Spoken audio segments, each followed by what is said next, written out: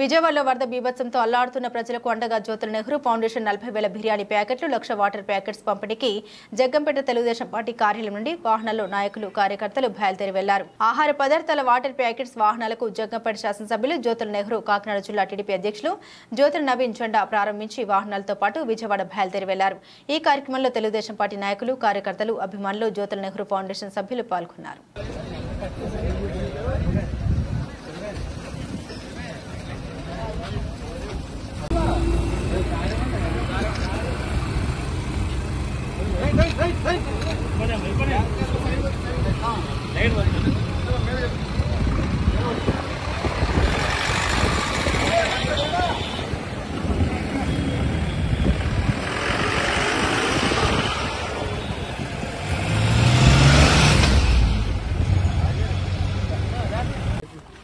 ఆంధ్ర రాష్ట్రంలో ఉభయ తెలుగు రాష్ట్రాల్లోని కూడా అనుకోనటువంటి అతివృష్టి కారణంగా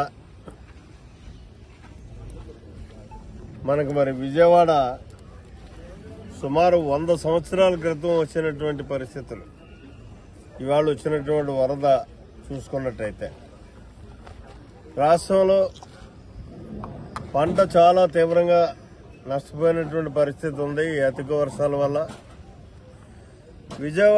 విజయవాడ పరిసర ప్రాంతాలను చూసుకున్నట్టయితే 3 లక్షల మంది సుమారు నిరాశ్రయులయ్యారు ఈ వరద ముంపు వల్ల. అయితే ప్రభుత్వం మనం చూస్తున్నాం, చంద్రబాబు నాయుడు గారు ఈ వరద ప్రారంభమైన దగ్గర నుంచి కూడా నిత్యం బాధితులతోటే మమేకమై వాళ్ళకు మనోధైర్యాన్ని ఇస్తూ ఎక్కడికక్కడ వాళ్ళందరినీ కూడా ప్రభుత్వ యంత్రాంగాన్ని అంతా అలర్ట్ చేసి బాధితులను ఆదుకుంటున్నటువంటి పరిస్థితి ఉంది. అయితే ఆయన ఇచ్చినటువంటి పిలుపు మేరకు మనం ఎప్పుడూ కూడా ఇటువంటి ఏదైతే విపత్కర పరిస్థితులు వస్తుంటాయో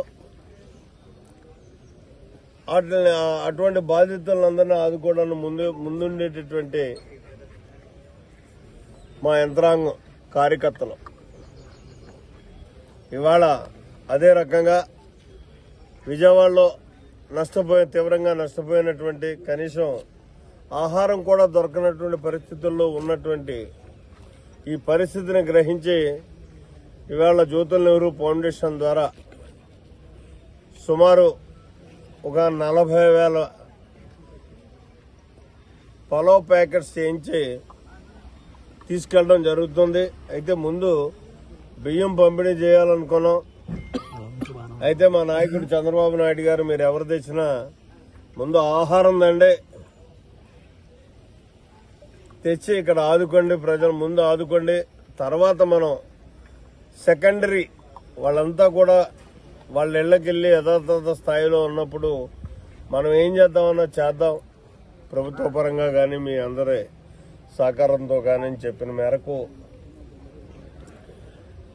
ఇప్పుడు బయలుదేరి రాత్రికి 40,000 మందికి మన జగ్గంపేట నియోజకవర్గం అలాగే జ్యోతుల నెహ్రూ ఫౌండేషన్ ద్వారా ఆహారాన్ని అందించేటటువంటి కార్యక్రమానికి శ్రీకారం చుట్టాం. 1,00,000 వాటర్ ప్యాకెట్లు కూడా తీసుకెళ్లడం జరుగుతుంది. ఎందుకంటే అంతా నీరుంటది, తాగడానికి పరిస్థితులు అనుకూలించవు కాబట్టి ఈ వాటర్ కూడా అతి ముఖ్యం కాబట్టి దాన్ని 1,00,000 వాటర్ ప్యాకెట్లు కూడా తీసుకెళ్తున్నాం.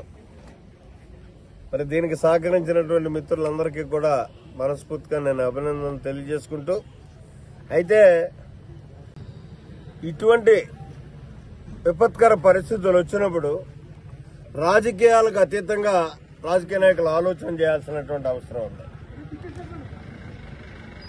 ఆ ఆలోచనతో ఈవేళ ఈ కార్యక్రమాన్ని మేము తీసుకోవడం జరిగింది.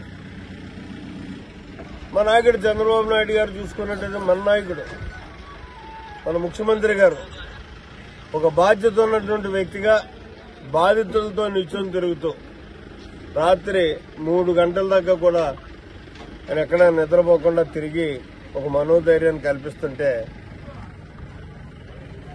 మరి పులివెందుల ఎమ్మెల్యే గారు ఆయన ప్రతిపక్ష నాయకుడు కూడా కాదు, అయినా నాకు ప్రతిపక్ష నాయకత్వం కావాలి అని కోర్టులకు వెళ్తున్నటువంటి పరిస్థితి. మరి ఆ బాధ్యత ప్రజల కష్టాల్లో ఉన్నప్పుడు కూడా తీసుకోవాల్సినటువంటి అవసరం ఉంది. నిన్న వచ్చాడు, వచ్చి ఏం చెప్తాడండి, రాష్ట్ర ప్రభుత్వం వైఫల్యం చెందింది, అందుకే ఈ వరద వచ్చేసింది. ఏంటి రాష్ట్ర ప్రభుత్వం కానీ గొడిగెత్తే నీరు ఆగిపోద్దా? ఇది విపరీతమైనటువంటి వర్షం, 40 సెంటీమీటర్లు కూడా ఒక్కొక్క ప్రాంతంలో కురిసినటువంటి పరిస్థితి ఉంది. అనుకోనటువంటి పరిస్థితుల్లో క్రౌడ్ బరస్ట్ అయి ఇవాళ విపరీతంగా వరదలు వచ్చినటువంటి పరిస్థితి.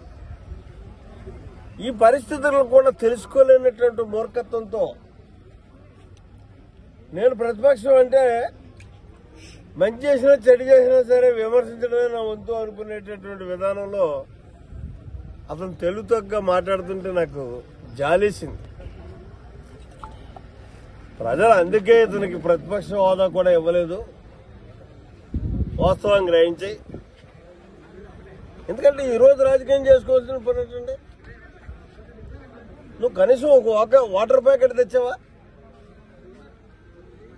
ఎవరు నువ్వు ఆదుకున్నావు? నువ్వు కానీ నీ పార్టీ కానీ. వేళ 3 లక్షల మంది అన్నార్తులై ఆక్రమణలు చేస్తుంటే ఏ ఒక్కడికన్నా ఒక అన్నం పెట్టినటువంటి పరిస్థితి ఉందా నీలో? మళ్ళీ నీకు ప్రతిపక్ష హోదా కావాలా?